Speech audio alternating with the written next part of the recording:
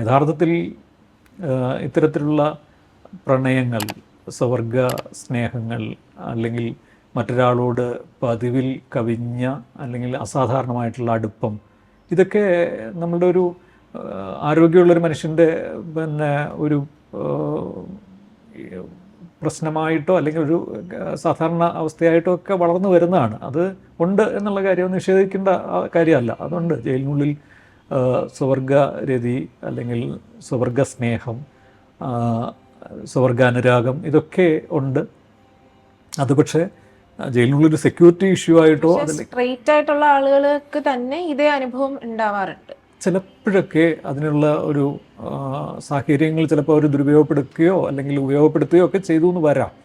അത് പക്ഷേ ജയിലിനുള്ളിൽ നമ്മളത് അതിൻ്റെ ഒരു ചെറിയ രീതിയിലുള്ള നമ്മളുടെ സൂചനകൾ നമ്മൾ കൃത്യമായിട്ടത് ശ്രദ്ധിക്കുകയും അത് നിരുത്സാഹപ്പെടുത്താൻ വേണ്ടി ശ്രമിക്കുകയും അതൊരു വലിയൊരു വൈകാരിക പ്രതിസന്ധിയിലേക്ക് വളർത്താതിരിക്കാൻ വേണ്ടിയിട്ട് പരിശ്രമിക്കുകയും ചെയ്യുന്നുണ്ട്.